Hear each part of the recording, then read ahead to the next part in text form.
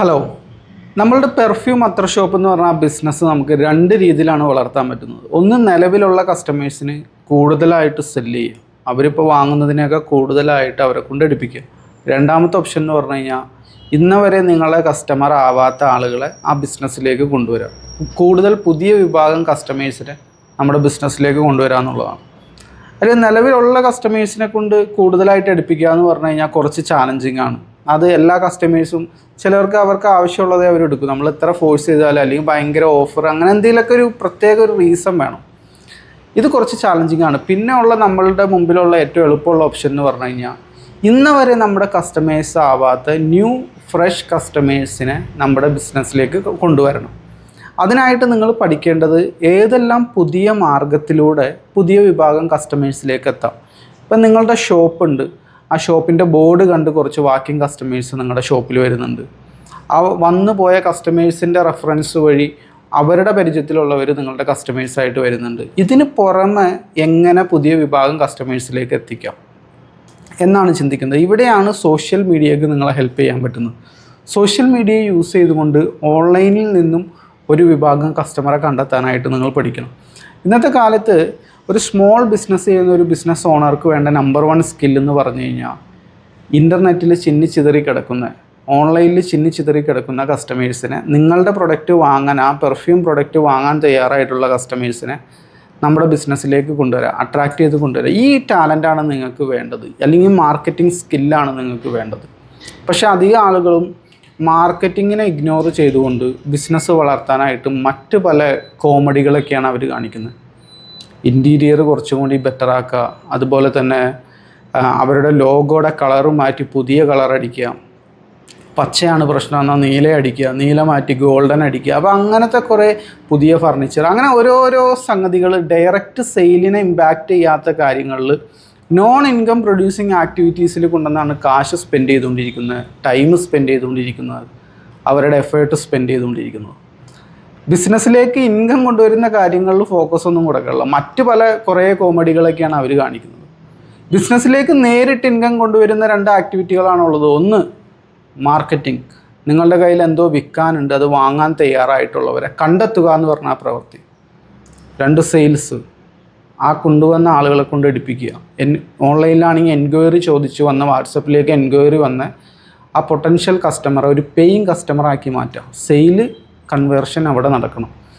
ഈ 2 സ്കില്ലാണ് നേരിട്ട് ഇൻകം കൊണ്ടുവരുന്നത്. ഇതിലാണ് നിങ്ങൾ ടൈമും മണിയും അതേപോലെ നിങ്ങളുടെ എഫേർട്ടും സ്പെൻഡ് ചെയ്യേണ്ടത്.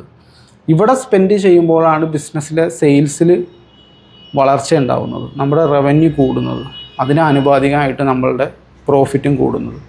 ഇതാണ് നിങ്ങൾ ആദ്യം ചെയ്യേണ്ടത്.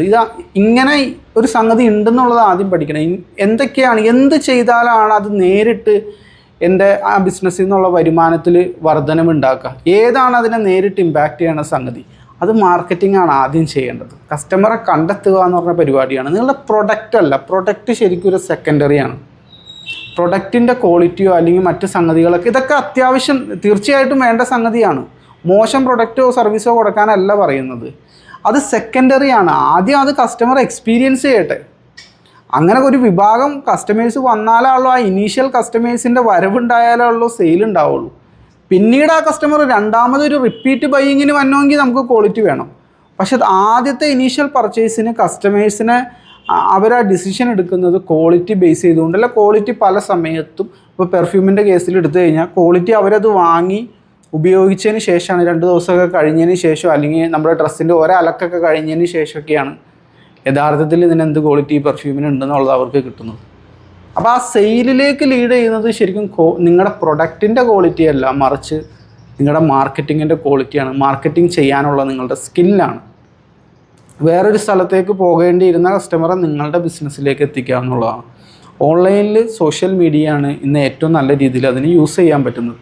മാക്സിമം സോഷ്യൽ മീഡിയ യൂസ് ചെയ്ത്, ഇപ്പോൾ ഡിജി സെയിൽസിൻ്റെ യൂട്യൂബ് ചാനലിൽ നമ്മൾ ഒരുപാട് വീഡിയോസ് അതിനെപ്പറ്റി ചെയ്തിട്ടുണ്ട്. ഇങ്ങനെ സോഷ്യൽ മീഡിയ ഉപയോഗിച്ച് പ്രോപ്പറായിട്ട് ഇത് ചെയ്യുക. നമ്മളുടെ പ്രോഗ്രാമുണ്ട്, കോഴ്സുണ്ട് പെർഫ്യൂം ഷോപ്പ് ഓണേഴ്സിന് വേണ്ടിയിട്ടുള്ള. അതിൻ്റെ ഡീറ്റെയിൽസും കാര്യങ്ങളും എല്ലാം നമ്മൾ ഗ്രൂപ്പിൽ എക്സ്പ്ലെയിൻ ചെയ്യും എങ്ങനെയൊക്കെയാണെന്നുള്ളത്.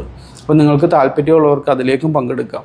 ആദ്യം തന്നെ വേണ്ടത് എന്താണെന്ന് വെച്ച് കഴിഞ്ഞാൽ, ഒരു പെർഫ്യൂം അത്തർ ഷോപ്പ് ഒരു ബിസിനസ് ഓണർക്ക് വേണ്ടത് ഇങ്ങനെ ഒരു ഐഡിയ നിങ്ങളുടെ തലയിൽ വേണം.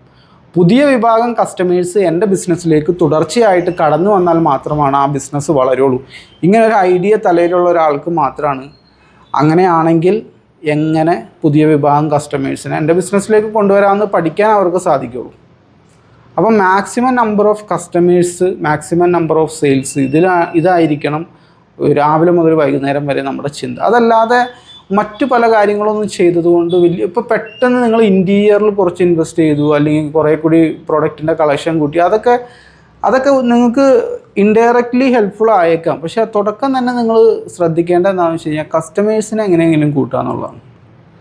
അപ്പം മാർക്കറ്റിങ്ങിനെ ഒരിക്കലും വില കുറച്ച് കാണരുത്. ഇനി മാർക്കറ്റിങ്ങിനെ വില കുറച്ച് കണ്ട എന്തൊക്കെ പ്രോബ്ലംസ് ആയിരിക്കും നിങ്ങൾ ഫേസ് ചെയ്യാൻ സാധ്യതയുള്ളതെന്ന് ഞാൻ കൃത്യമായിട്ട് പറഞ്ഞുതരാം. ഒന്ന്, ചില ദിവസങ്ങളിൽ സെയിലുണ്ടാവും, ചില ദിവസങ്ങളിൽ ഉണ്ടാവില്ല. ചില ആഴ്ചകളിൽ സെയിലുണ്ടാവും, ചില ആഴ്ചകളിൽ ഉണ്ടാവില്ല. കയറ്റിറക്കങ്ങളായിരിക്കും, ഇങ്ങനെ കയറി ഇറങ്ങി ഇങ്ങനെ പോകും. അപ്പം സെയിലുള്ളപ്പോൾ നമുക്ക് നല്ല സന്തോഷവും കാര്യങ്ങളൊക്കെ ആയിരിക്കും. സെയിൽ ഡൗൺ ആവാൻ നേരത്ത് നമ്മളുടെ മൈൻഡും മൂഡും അതിനനുസരിച്ച് ഡൗൺ ആവും. അതിൻ്റെ കഴിഞ്ഞ ദിവസം എത്ര സെയിൽ കിട്ടിയെന്ന് പറഞ്ഞിട്ടും കാര്യമില്ല. ഒരു ദിവസം നമുക്ക് സെയിൽ ഡൗൺ ആയി കഴിഞ്ഞാൽ, അല്ലെങ്കിൽ ഒരാഴ്ച എങ്ങനെയാണോ നിങ്ങൾ കാൽക്കുലേറ്റ് ചെയ്യുന്നത്, ആഴ്ചയാവട്ടെ മാസമാവട്ടെ, അത് കാൽക്കുലേറ്റ് ചെയ്യുമ്പോൾ നിങ്ങൾക്ക് ഇടതടവില്ലാതെ സെയിൽ വരുമ്പോൾ മാത്രമാണ് നിങ്ങൾക്ക് ഒരു ഹാപ്പിനെസ് കിട്ടുക. ഇടതടവില്ലാതെ സെയിൽ വന്നെങ്കിൽ ഇടതടവില്ലാതെ പുതിയ വിഭാഗം കസ്റ്റമേഴ്സ് നമ്മുടെ ബിസിനസ്സിലേക്ക് കടന്നു വരണം. അതല്ലാതെ വേറെ ഓപ്ഷൻ ഇല്ല. അപ്പോൾ നമ്മളുടെ മൈൻഡ്, ഒരു ബിസിനസ് ഓണറുടെ മൈൻഡ് ഡൗൺ ആവണതും ഹൈ ആവണതും എല്ലാം ആ സെയിലിൻ്റെ ഇതനുസരിച്ചിരിക്കും. തുടർച്ചയായിട്ട് കസ്റ്റമേഴ്സിനെ എങ്ങനെയെങ്കിലും ബിസിനസ്സിലേക്ക് എത്തിക്കാനായിട്ട് നോക്കുക. സോഷ്യൽ മീഡിയ ഉപയോഗിക്കുക. ആദ്യമായി ഒറ്റൊരു കാര്യം മാത്രം ഈ വീഡിയോ ഒന്ന് നിങ്ങൾ മനസ്സിലാക്കിയിരുന്നാൽ മതി. തുടർച്ചയായി പുതിയ വിഭാഗം കസ്റ്റമേഴ്സിനെ എങ്ങനെ എൻ്റെ ബിസിനസ്സിലേക്ക് കൊണ്ടുവരാം. ആ വരുന്നത് പുതിയ വിഭാഗമായിരിക്കണം. ആ വരവെന്ന് പറഞ്ഞു കഴിഞ്ഞാൽ തുടർച്ചയായിട്ട് വരെയും വേണം. ഇത് നിങ്ങളുടെ തലയിലുണ്ടായിരിക്കണം. അപ്പോൾ ഇതുപോലുള്ള ബിസിനസ് വിശേഷങ്ങളുമായിട്ട് നമുക്ക് വീണ്ടും കാണാം. Thank you for